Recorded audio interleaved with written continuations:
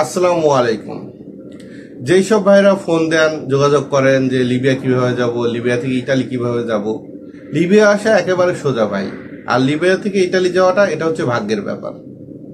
টাকা থাকলেই আপনি ইটালি যাইতে পারবেন না, ভাগ্য না থাকলে।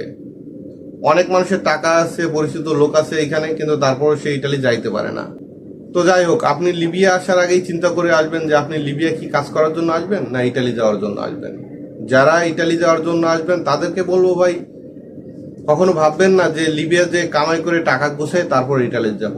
তাহলে ভাই আপনি আর জীবনেও ইটালি যাইতে পারবেন না, কারণ এই দেশের যে কামাইয়ের পরিস্থিতি, আপনি বড়জন 20,000 টাকা কামাই করতে পারবেন না। আর এইভাবে কবে আপনার 5 লাখ 7 লাখ টাকা হবে আর আপনি ইটালি যাওয়ার ব্যবস্থা হবে? যেসব মানুষ বাংলাদেশ থেকে ডাইরেক্ট লিবিয়া আসে এবং লিবিয়াতে 2-4 মাসের বা 2-1 দিনের পরে ইটালি যাওয়ার ব্যবস্থা করে, তারাই ইটালি যাইতে পারে যদি ভাগ্য ভালো থাকে।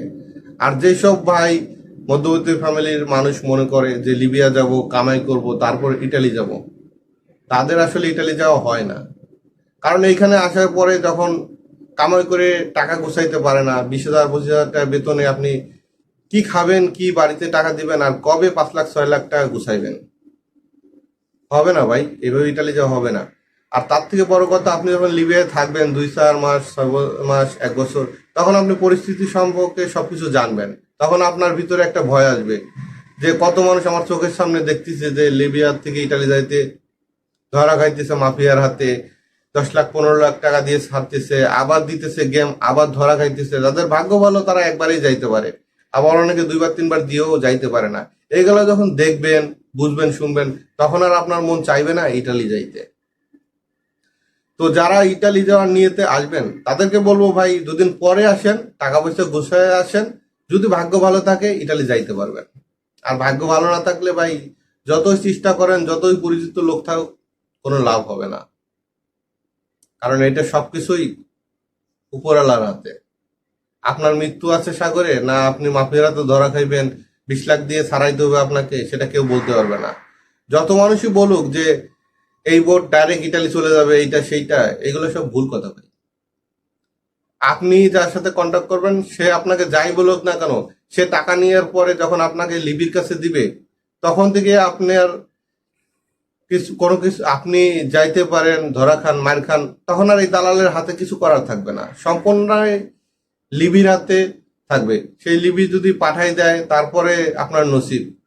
বোটে ওঠার পরে আপনার নসিব, বোট ডুবে যাবে না বোট ধরে নিয়ে আসবে মাফিয়ারা, আপনি বিক্রি হবেন, এগুলো কেউ বলতে পারবে না ভাই।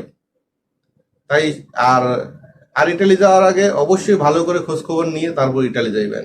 কারোর কথায়, কারোর দেখা দেখি ইটালি যাওয়ার চিন্তা করবেন না। কারণ সবাই সফল হতে পারে না ভাই।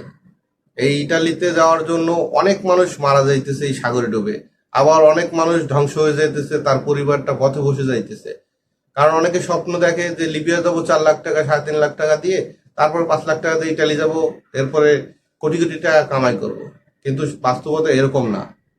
আপনি রাত দিনা করে আসলেন বা আপনার বাপের টাকা আছে, আপনি লিবিয়া আসলেন, লিবিয়া থেকে ইটালি যাওয়ার জন্য যখন গেম দিবেন, তখন দেখা গেল আপনি ধরা খাইলেন, মাফিয়ারা আপনারে বিক্রি করলো। এমন এই দেশের সিস্টেমটা এরকম ভাই, যে বাঙালি আপনার কাছ থেকে টাকা নেবে 5 লাখ, নেওয়ার পরে বলবে আপনাকে ছেড়ে দিতেছি। আপনি বললেন যে ভাই আমি ত্রিপুলি যাবো, আমাকে পাঠাই দেন ত্রিপুলি। আপনাকে যে গাড়িতে উঠাই দিবে আর এই গাড়ি যেখানে যে নামাবে, যার কাছে গেলেন সেই দেখা গেল আপনাকে আবার রুমে নিয়ে পিটাইতেছে আর 5 লাখ চাইতেছে। আপনি বললেন যে ভাই আমি তো তার টাকা দিয়েছি, আমার সে ছেড়ে দিছে, সে বলবে যে না আমি তো তার কাছ থেকে কিনে আসছি। এরকমই চলতেছে ভাই। সবসময় মনে রাখবেন আমরা বাঙালি। আর বাঙালিরা যে আল্লাহর দুনিয়ায় কি ফেরেস্তা, এটা বলে বোঝাতে হবে না আশা করি। ভালো থাকবেন, ধন্যবাদ।